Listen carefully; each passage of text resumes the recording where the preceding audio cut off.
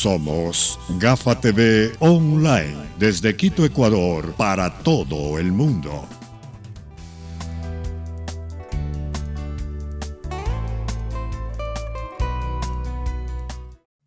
Amigos de Gafa TV Ecuador, tengan ustedes muy buenas tardes. Gracias por seguir en nuestras cuentas sociales, en Facebook, en Twitter, en YouTube e Instagram. Y por supuesto en nuestra página web www.gafatv.com. Esta tarde nos acompaña el señor Fernando Villavicencio. Él es activista político e investigador de la corrupción.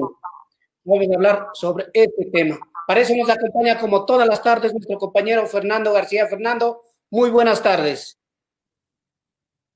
Gracias, Galo. Gracias a los amigos que nos sintonizan, que nos escuchan, que nos acompañan en el Ecuador y en el mundo este día viernes 8 de junio de 2020 aquí en Quito, Ecuador.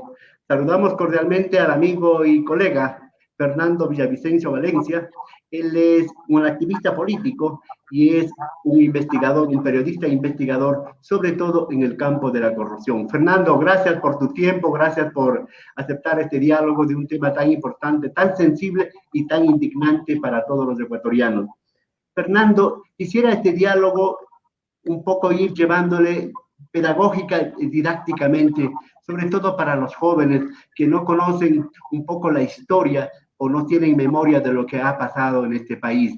Yo quiero no irme muy atrás, Fernando, quiero irme 40 y pico de años atrás, 40 años y unos meses, ¿sí? A 1979, cuando se da el llamado retorno a la democracia, saliendo de una dictadura de 7 años, una dictadura cruenta y corrupta también, por supuesto, ¿sí? Llegamos al gobierno de Roldós y de ahí hasta la fecha. En esos 40 años y piquito, ¿cómo ha sido la corrupción? Tú que has estado investigando, tú que has estado próximo a este tema tan, yo diría, sistémico ya, un tema estructural, un tema casi endémico, Fernando. Buenas tardes, mucho gusto, Fernando. Bueno, qué honor, qué buena oportunidad compartir con ustedes, colegas de muchos años. Y claro, para el periodismo de investigación a nivel global, siempre será, como quien dice, prender la memoria histórica y poder repasar las líneas generales de lo que ha significado la política, la administración del Estado en este tramo que tú planteas de los últimos 40 años, desde el llamado retorno a la democracia. ¿Y cuáles son esos registros que el periodismo de investigación? Vamos a hablar desde el periodismo de investigación, porque de alguna manera es la visión más independiente de lo que ha pasado en estos últimos 40 años. El gran ofrecimiento de los políticos que ensamblaron este tipo de democracia era que vamos a construir una sociedad a imagen y semejanza de las libertades, del desarrollo. Y claro, porque supuestamente la dictadura no permitía garantizar derechos y la construcción de una sociedad más libre. Pero vemos que esos ofrecimientos y esos valores, esos principios que fueron planteados, en la práctica quedaron ahí como líneas matrices del texto y nada más. Los niveles de empobrecimiento de la sociedad ecuatoriana en los últimos 40 años contradicen los enormes niveles de acumulación de capital y de riqueza, porque sin duda es el periodo donde más riqueza se ha extraído de esta patria, tanto de los trabajadores cuanto de los recursos naturales. Mira tú, solo en los últimos 20 años estamos hablando de, nos hemos consumido el 65-70%, por ejemplo, de las reservas hidrocarburíferas de este país. ¿Y cuál es el resultado en cuanto a desarrollo, en cuanto a superación de los niveles de pobreza, de educación, etcétera? No han cambiado mucho. Una de las marcas más dolorosas de este país, sin duda, fue la ocurrida en el gobierno de Yamil Mahuad con el feriado bancario. Sin duda, ese fue un episodio que todavía está presente y las deudas no se han pagado, ni las deudas económicas, mucho menos las deudas judiciales y las deudas sociales y políticas. Estamos hablando de más de 8.000 millones de dólares, considerado el salvataje bancario del año 99 y 2000. Fernando. Tú dices, y estamos de acuerdo, se generaron muchas ilusiones, muchos sueños, muchos optimismos a raíz del retorno a la democracia, saliendo de esas dictaduras, que eran dictaduras que habían en el Cono Sur, ¿verdad? En América Latina. Luego viene, como tú estás diciendo, el asunto del feriado bancario como uno de los íconos, llamemos, del gobierno, de la corrupción, y factura que hasta ahora mismo lo estamos pagando. Y yo decía que son 13 gobiernos desde el 79 hasta la fecha, más 2 gobiernos de Díaz, la presidenta Rosalía Arteaga y el triunviro de Vargas, de Mendoza y de Solórzano. Así brevemente, ¿podemos cuantificar la corrupción hasta antes de Correa? No sé, el periodismo no registra una cifra. Ahora en el gobierno de los últimos 12, 13 años es que organizaciones de la sociedad civil, el propio periodismo e incluso instituciones como el Banco Interamericano de Desarrollo se han atrevido a lanzar cifras de un posible perjuicio por corrupción directa y corrupción colateral, como se podría entender. Pero, ¿qué te puedo decir? La corrupción antes del correísmo es igual de dolorosa y terrible. O sea, estoy hablando solamente de un hecho, el feriado bancario podemos cuantificar en 8.000 millones de dólares. En el gobierno rápido de Bucaram, y justo ahora por los eventos que están presentándose, el gobierno de Bucaram, en solo 6 meses, imagínate tú el símbolo del gobierno de Bucaram, ¿cuál fue? Que el presidente alabó, ¿sí?, y lanzó vítores porque su hijo Jacobito, que entonces era muy pequeño, había conseguido su primer millón. En las aduanas. Claro, pero solo ese símbolo te da cuenta del nivel de corrupción que en 6 meses pudo demostrar y demostró el gobierno de Abdalá Bucaram. Entonces uno piensa y dice, si ese gobierno hubiese terminado el periodo de 4 años, o sea, ¿qué hubiese pasado con el país? ¿No? Entonces se acabó rápido, pero quienes le sucedieron continuaron con la misma política. O sea, la corrupción es un eje transversal de la historia de este país y del mundo, que para mí es la forma más rápida de acumulación originaria de capital. Sí, esto que definía Carlos Marx, ¿no?, como los procesos más violentos de acumulación de capital. Y yo creo que la corrupción es ese mecanismo de acumulación rápido, porque, por ejemplo, un empresario normal, en el marco de la normalidad del capitalismo, puede acumular riqueza en 10, 20, 30 años. Pero tú, a través de estos mecanismos dolosos de corrupción, sin zafarte el nudo de la corbata, en 15 minutos puedes hacer mega negociados como se han hecho con el petróleo ecuatoriano, al entregar, por ejemplo, para pagar una enorme deuda externa con China a precios descontados. Entonces, si se llevan $4 por cada barril de petróleo, como se hizo en el gobierno de Correa y se sigue en el gobierno de Moreno, tú puedes ver que la corrupción es una forma brutal de acumulación, una forma brutal de robo. Fernando, sí, porque también tenemos que puntualizar, hay varios tipos de corrupción. Uno llamaríamos la corrupción material, es decir, robarse el dinero, robarse la plata. Y las otras formas de corrupción, pues, el asunto legal, por ejemplo, promover, aprobar, expedir, ejecutar leyes, decretos, ordenanzas, resoluciones, donde está plasmado los intereses de muchos sectores. Un solo ejemplo, por decirte algo, una remisión tributaria, por ejemplo, ¿sí? Una remisión tributaria u otros de ese tipo de cosas, ahí está la corrupción, también material, también de plata. Entonces, por eso, estamos conversando esta tarde con Fernando Villavicencio, un colega periodista e investigador. Quiero decirte que está transmitiéndonos Código Manta está transmitiendo esta entrevista. También nos transmite en España Galo Carla Solano, nos ha dicho que va a transmitir este diálogo muy importante. Fernando, ahora sí, un poco ya lleguemos al 2017, ¿verdad? Al 2017. 2007 con Rafael Correa, que él viene y recoge el acumulado de la presión social, de la situación social, de la inestabilidad que se ha dado en los últimos años de Ecuador. ¿Cómo se configura la corrupción en el gobierno de los 10 años de Correa, conjuntamente con el gobierno de Moreno. No quisiera dejar pasar una apreciación perfecta tuya de que hay dos tipos de corrupción. Esa corrupción que camina al margen de la legalidad y la otra que es la institucional, la que está constitucionalizada y legalizada.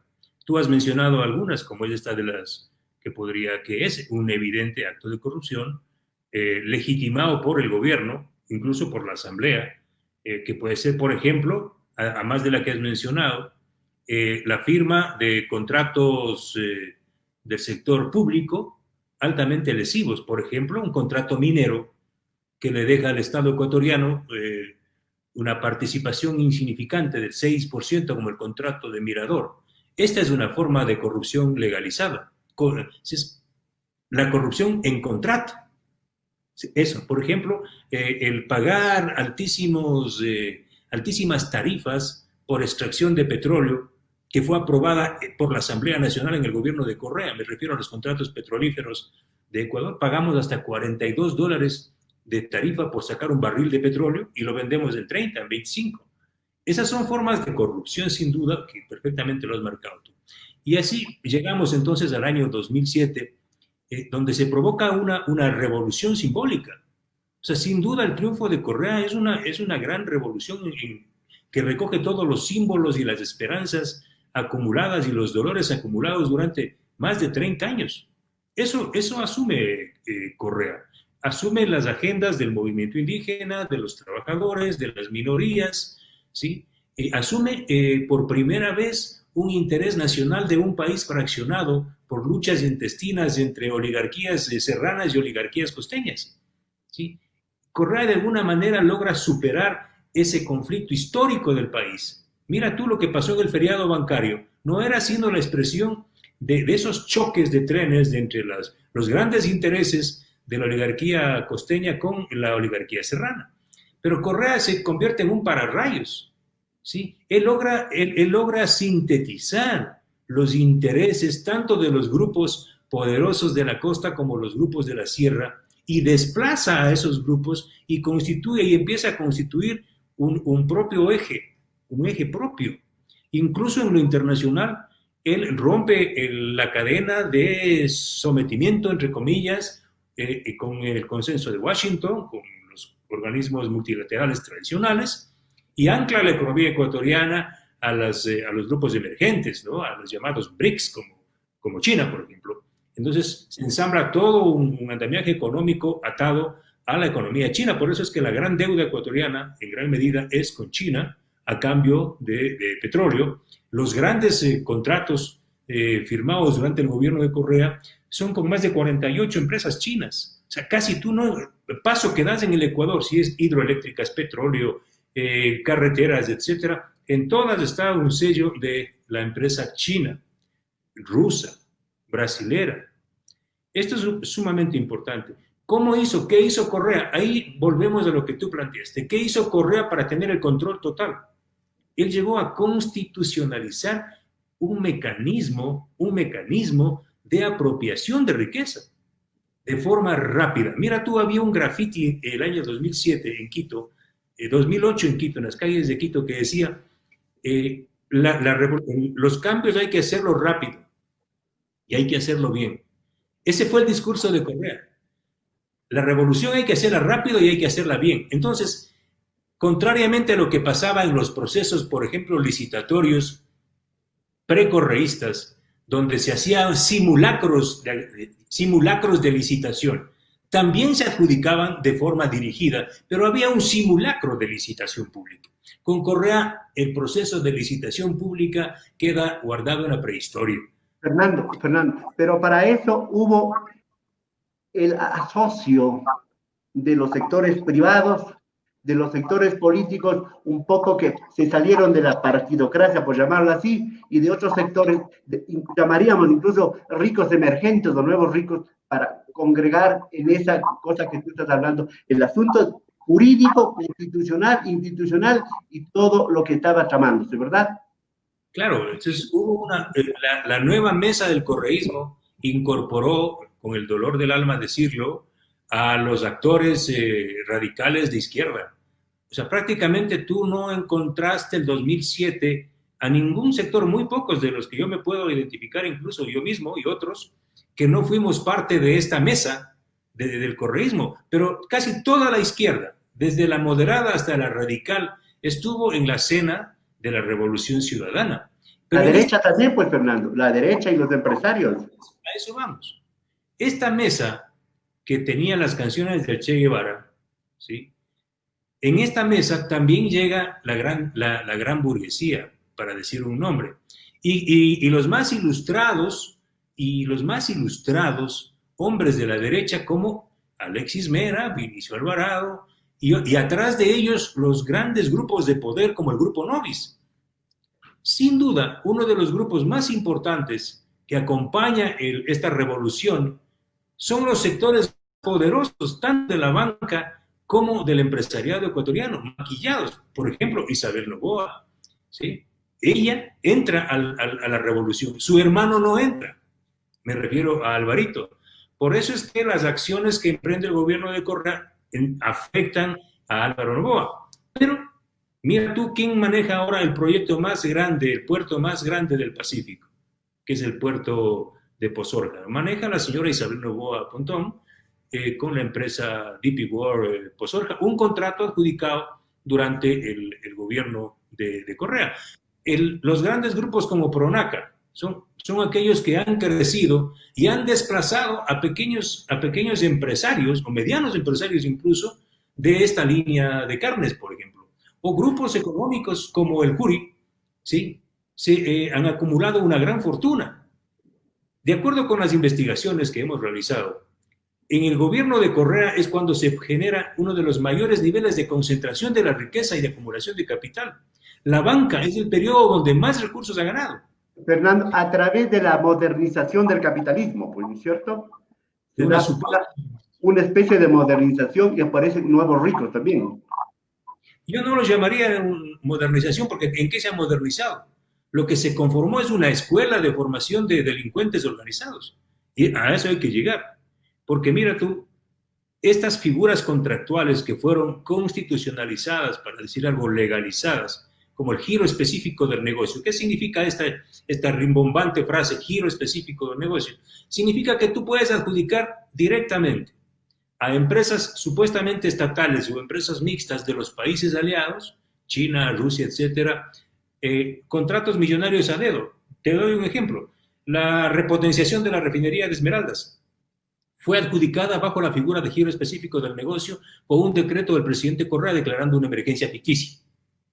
Estamos hablando de 2.200 millones de dólares que se adjudicaron en contratos. O la fallida construcción de la refinería del Pacífico, de la que solo queda un canchón donde aterrizan aeronaves del cartel de Sinaloa. 1.600 millones de dólares adjudicados con el mismo mecanismo. O en la construcción del proyecto hidroeléctrico más grande del país, que es Coca-Cola Sinclair. Se adjudicó a una empresa china, tanto con financiamiento y la construcción a Sinohydro y a Lexingban de China, por 1.700 millones. Al final acabamos pagando 3.200 millones de dólares. La central está a punto de irse al piso, tiene más de 7.000 fallas estructurales y sobrecostos demenciales. Entonces, Fernando, o sea, deberíamos tener mucho tiempo para describir o solo enumerar todos esos 10 años que han sido, ¿verdad? 10 años en donde el actual presidente no vio, no oyó, no apercibió absolutamente nada.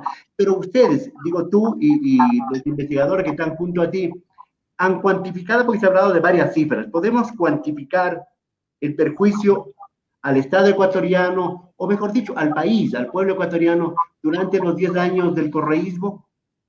Mira, yo en mis cálculos de la investigación, solo en el sector petrolero, en los 10 años del correísmo, yo escribí un libro que se llama Los secretos del periodo petrolero, y podemos hablar de sobre los 21.000 millones de dólares de corrupción directa e indirecta.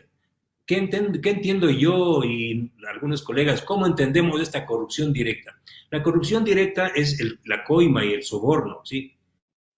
Y la corrupción indirecta son estos sobrecostos y el lucro cesante. Mira, hasta el día de hoy no hay un estudio de la institución Ecuador, de la institución del Estado ecuatoriano, que pueda decir, por ejemplo, cuál es el lucro cesante de no haber construido la refinería del Pacífico. ¿Cuál es el lucro cesante de que la refinería de Esmeraldas no funcione, que siga produciendo a medias? Lo que se dejó de ganar, lo que dejó de ganar el Estado, ese es el lucro cesante, ¿no es cierto? Entonces, estamos hablando, en términos generales, te voy a contar lo que me dijo a mí el presidente Moreno el 2017, cuando yo regresé de mi exilio en Perú, y el presidente me invitó. El presidente Moreno me dijo que yo calculo que la corrupción en el gobierno de Correa, bueno, él dijo de Correa, era de él también, bordeaba los 40.000 millones de dólares. O sea, eso me dijo el presidente. Yo no tengo por qué no creer en la palabra del presidente. De acuerdo a nuestros estudios, nosotros calculamos que entre 40 y 50.000 millones de dólares. Sin embargo, el Banco Interamericano de Desarrollo lanzó cifras que, entiendo, incorporan estas dos variables de la corrupción directa y la corrupción indirecta, sobre los 70.000 millones de dólares. Fernando, te decía, el tema es largo, ¿no es cierto? Vamos a hacer un poco más puntual. ¿Y dónde es esa plata, pues? 70.000, 40, 50, 70 o más miles de millones, es mucha plata que no entran pues en maletas nomás, pues, ¿no? ¿Dónde está esa plata? Y gran parte de esa plata está en las cuentas de las compañías constructoras. Y eso hay que decirlo así. O sea, en el sector privado. Por supuesto, transnacional y nacional. Los funcionarios públicos ecuatorianos, criollos, revolucionarios, ellos se llevaron tajadas pequeñas del pastel. Y esto hay que decirlo, nosotros hemos confirmado. En el caso Arroz Verde que investigamos nosotros, se puede dar cuenta que ellos pedían platitos de lentejas. Claro, pero como eran gente de izquierda algunos, en su vida habrán visto 2 ceros a la derecha, para ellos era un bombón y era un manjar. Pero lo que se llevaron las compañías es de locos. O sea, por ejemplo, te estoy diciendo el caso del proyecto Coca-Cola Sinclair. O sea, niveles de sobreprecios desde 1.900 millones de dólares que se firmó el contrato a 3.200 millones de dólares es de locos, es un Amazonas de diferencia. Fernando, o sea, no sé si habría una casa para pensar, para arrumar, para llenar con esa plata, con ese dinero. En todo caso, lo claro que queda es que una parte, o una pequeña parte, se llevaron los comisionistas, llamémoslo, ¿cierto? Y la gran parte se llevó las transnacionales, las constructoras, las contratistas y los nacionales también. Fernando, hay varias preguntas, vamos a seguir avanzando, por ejemplo, de Código Manta, el amigo Patricio Ramos, que tiene algunas preguntas sobre la corrupción última en Pedernales y otras cosas. Pero vamos avanzando para terminar esta era, pero solamente discursivamente terminar, ¿no? Del 2007 al 2020, los 3 años de Moreno, ¿cómo lo ves vos en términos de la cirugía mayor que hablaba el presidente el 24 de mayo del 2017? Bueno, yo no encuentro la diferencia, por eso me he ganado un poco el odio del morenismo también, porque a los primeros que yo investigué cuando viene Moreno es a ellos. Por ejemplo, ¿quién negoció el contrato de Coca-Cola Sinclair? Fue Lenín Moreno cuando era vicepresidente de Rafael Correa. Entonces, claro, se pretende marcar una diferencia a partir del 2017 porque políticamente se empieza a visibilizar una supuesta ruptura entre el presidente Moreno con el expresidente Rafael Correa. Y en efecto existen conflictos, existen diferencias y en algunos casos medio radicales, pero en cuanto al comportamiento de los grupos que están en el gobierno, continúan con la misma lógica de acumulación y de robo. Prácticamente todos los líderes actuales del gobierno del presidente Moreno fueron muchachitos cuando entraron en el gobierno del expresidente Correa. Por ejemplo, el grupo Ruptura de los 25 eran unos muchachitos que entraron a la escuela de formación de Rafael Correa y aprendieron mucho. Ellos estaban... Mendoza también, ¿no? Por supuesto, por supuesto. Todos los millennials que se creían los salvadores de esta patria están dando muestras de que fueron muy rápidos para robar.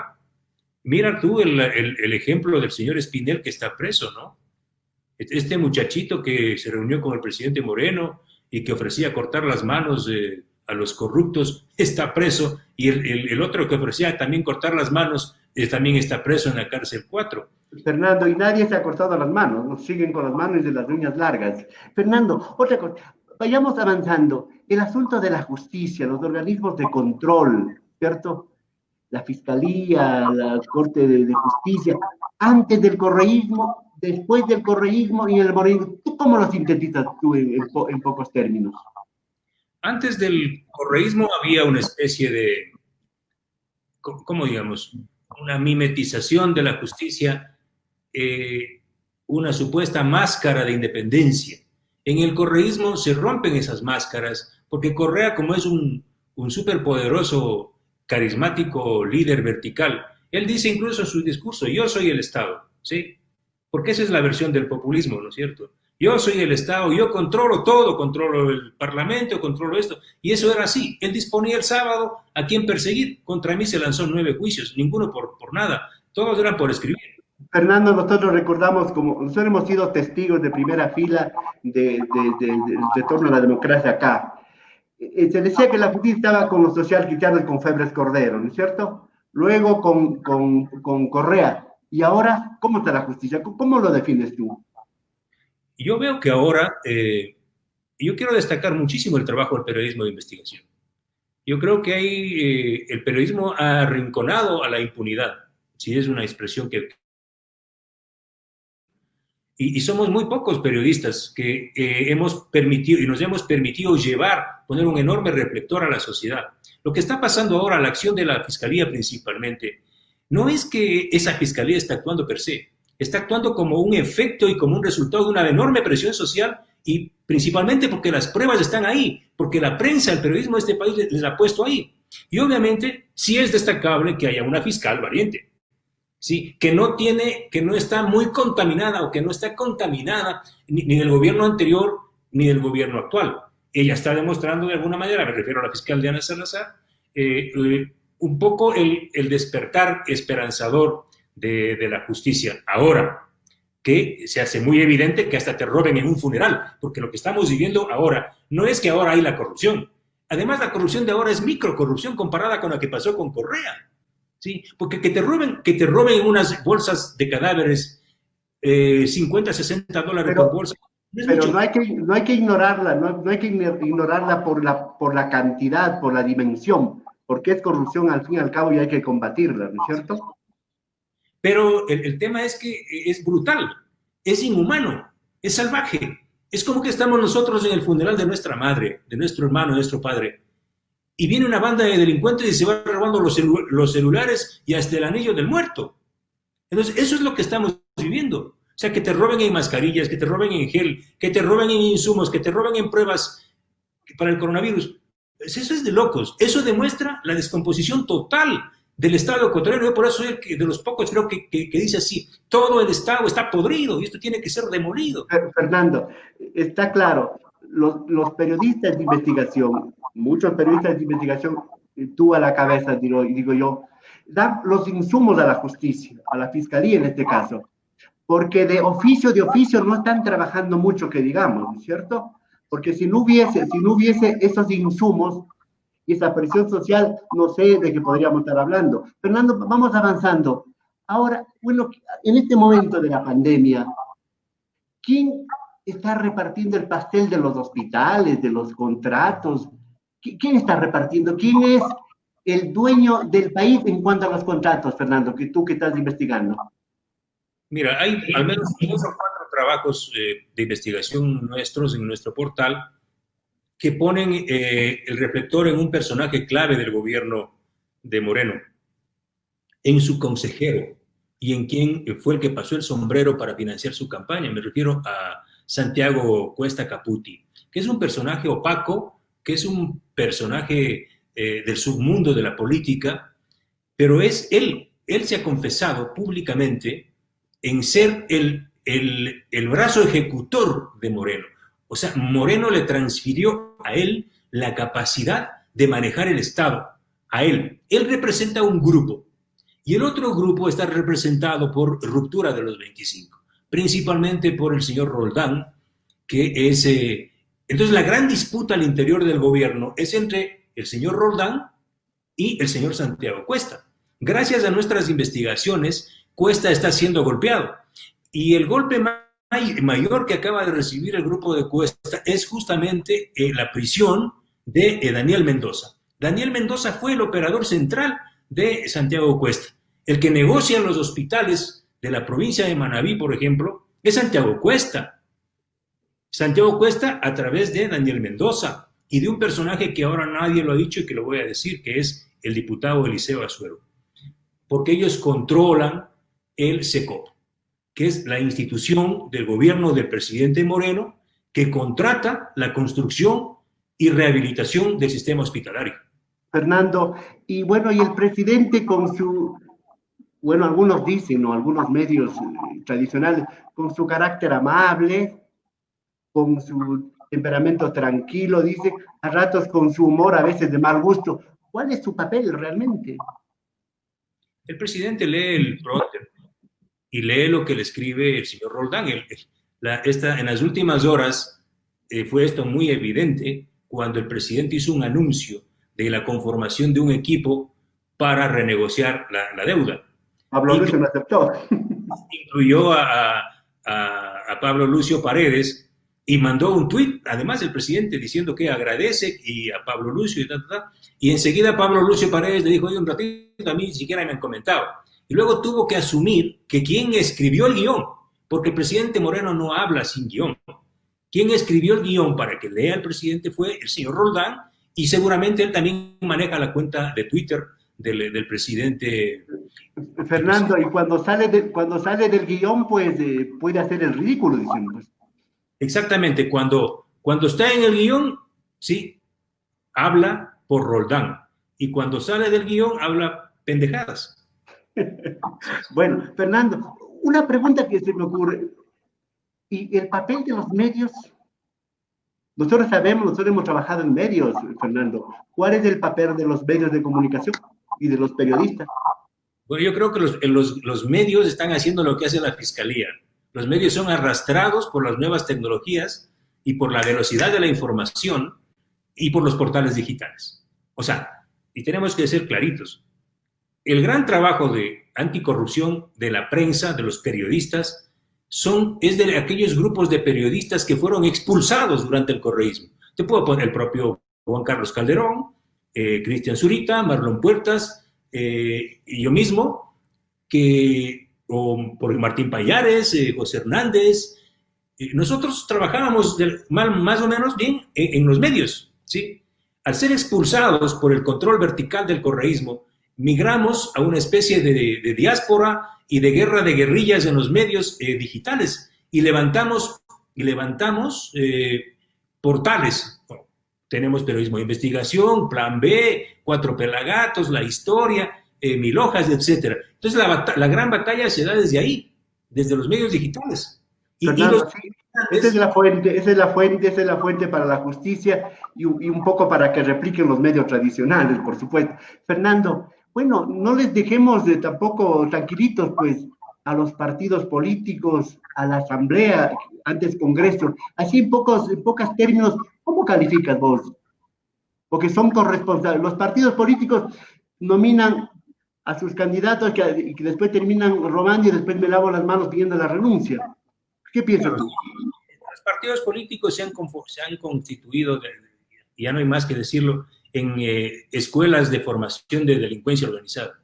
O sea, es muy doloroso decirlo, pero es así. O sea, Alianza País fue el mayor partido de los últimos 13 años.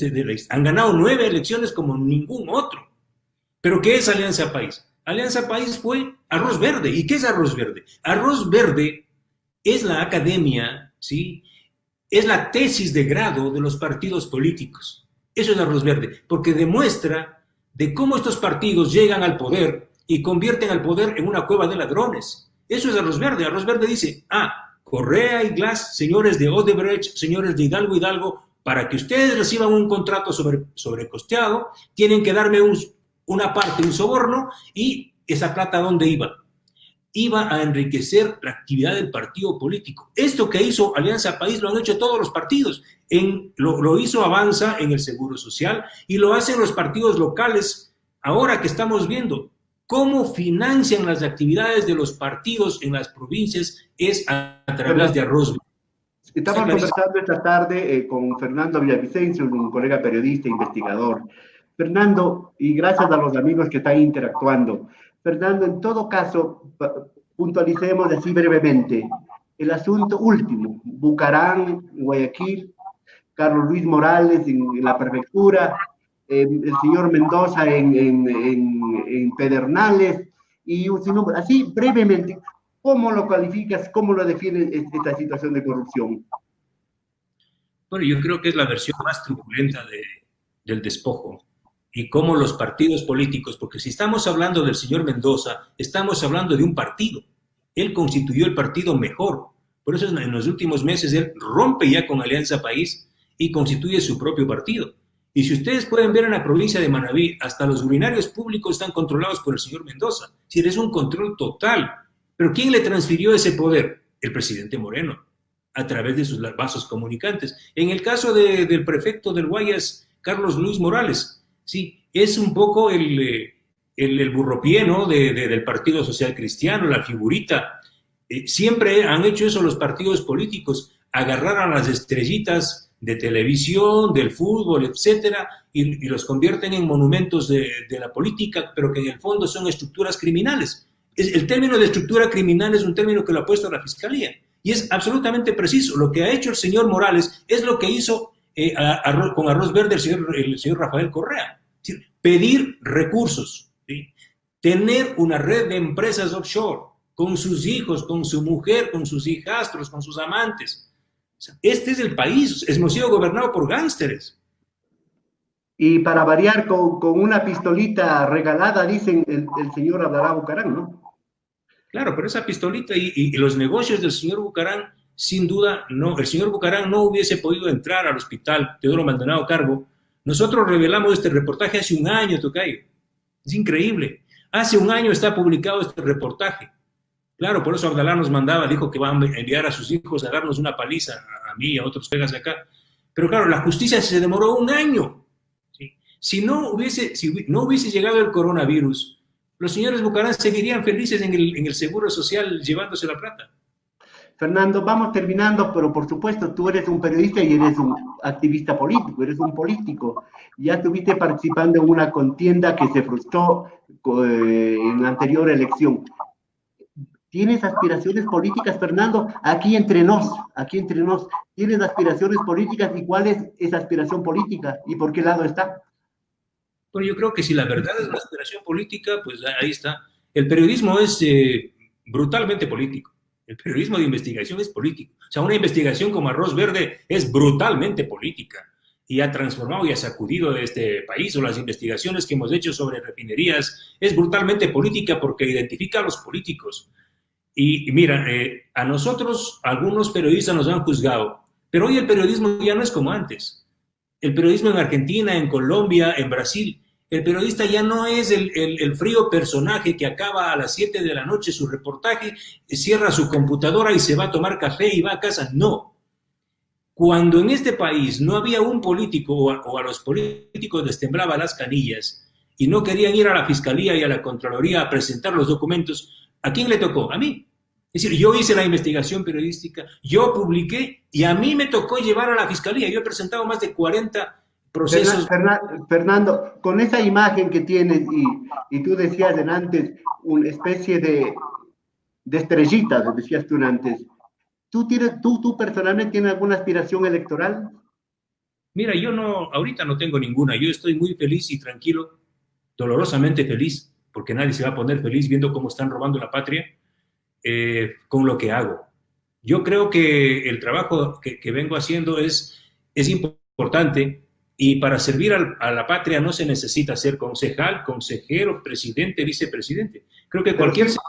Pero sí buscabas un puesto en la Asamblea en la anterior elección, pero no dio lugar por el asunto de la impugnación del Consejo Electoral de aquel entonces.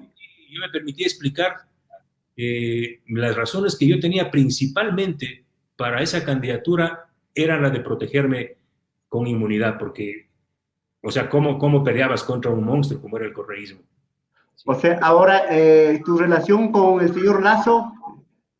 No, yo con el señor Lasso tuve un acuerdo absolutamente puntual, porque el señor Lasso, como jamás ningún partido de izquierda incluso, el señor Lasso vino siendo un banquero y me dijo, mira Fernando, quisiera asumir toda la agenda de lucha contra la corrupción que tú has levantado. Pues yo, si viene un personaje, quien quiera que sea, de izquierda, derecha, centro, y te dice eso, pues el tema de la lucha contra la corrupción no es un problema ideológico. Venga, aquí, señor, tómelo. Esto no jamás, yo no recibí esa propuesta de ningún partido de izquierda, por ejemplo. Fue ahora tampoco te están alando, diciendo Fernando para las elecciones, alguna cosa. Sí me están alando, sí me están pidiendo. Pero yo les digo que aquí me quedo. Muy bien, Fernando, gracias. Yo no sé si podemos reflexionar conjuntamente, sobre todo a la juventud, a las nuevas generaciones, que no hay que buscar ser rico de la noche a la mañana, sino que hay que ser solidario, humano, justo y buscar servir a este país que tanto necesita la mano de todos. Fernando, si tienes alguna reflexión, pues te escucho. Y creo que estamos, de lo que yo he leído, estamos regresando a un punto cuando en las grandes catástrofes la civilización piensa menos y siente más. Yo creo que estamos en este punto, donde los seres humanos tenemos que sentir más.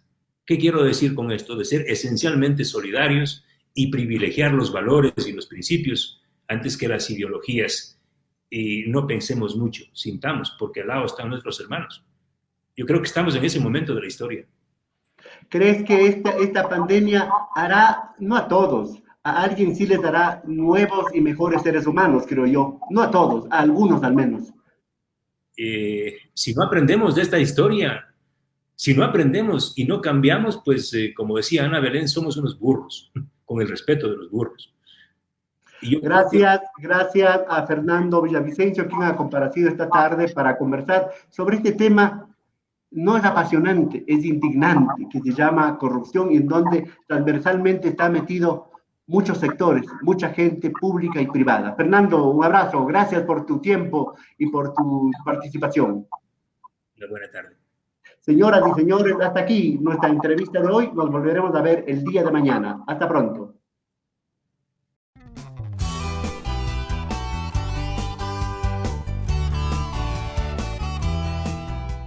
Somos Gafa TV Online, desde Quito, Ecuador, para todo el mundo.